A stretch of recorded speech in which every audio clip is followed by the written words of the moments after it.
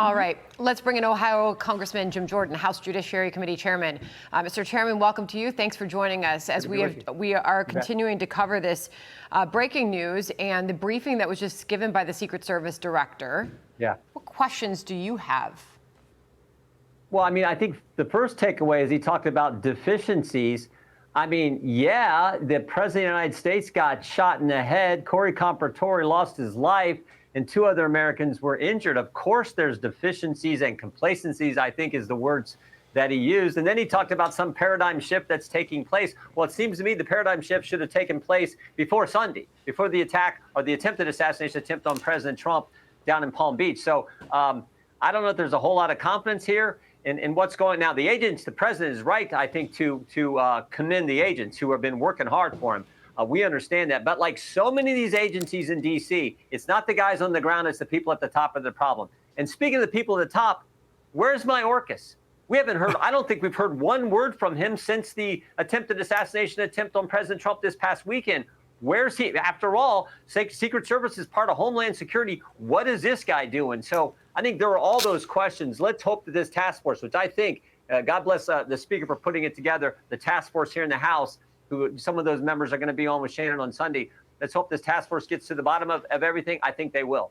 On the subject, Congressman, of where's Mayorkas, your colleague in the Senate, Richard Blumenthal, Democrat from Connecticut, is really, really hot about the fact that he feels like DHS is stonewalling the Senate investigation. Yeah. I'm sure that the House investigation feels the same way. And to your point, why hasn't Mayorkas come out and said boo about this? And why isn't DHS readily handing over information to these investigative task forces? Yeah, I don't know, but this guy's been a complete failure. It's the border issue, which we all know the concerns there, and then this issue. So I don't know where he's at. The good news is, for once in this town, you actually have bipartisan agreement. We passed legislation today, unanimous on the House floor, not one vote against it, which said, look, let's make sure President Trump has the same kind of enhanced detail and protection that Vice President Harris has. Just good common sense, frankly, should have been done, I think, a while ago. So that's good that that's coming together. I think we just got to give these task forces a chance to dig in there and get this information. I know what it's like. We've been going after things, whether it's FBI, DOJ, other agencies trying to get information. You got to go hard. Sometimes you got to go to subpoenas. You got to hold people in contempt, I think, to get the facts and the truth for the country. Well, there's questions over what Congress would be able to approve here, right? You tell me. I mean, the Secret Service director just said the agency needs additional personnel, technical assets, equipment for long-term and immediately. So is there money for this? Is there money for more resources? Is there a willingness to give them more?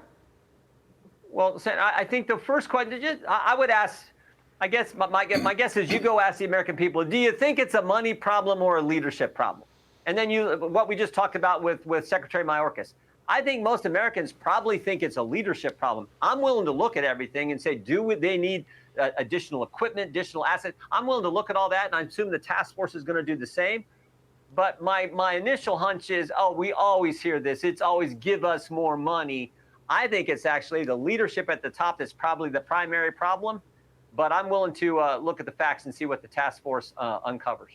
Hey, Congressman, I want to ask you about just another little piece of news that just crossed. This is totally unrelated to the assassination attempts, but does involve the United States. Apparently, the Israeli Defense Forces, in an airstrike in southern Beirut, took out a fellow by the name of Ibrahim Akil, who was one of the top Hezbollah military leaders. He was also a principal member of Islamic Jihad, which was responsible for the U.S. Embassy bombing in April of 1983, killed 63 people, and as well the Marine barracks bombing 5 months later in October that killed 241 people.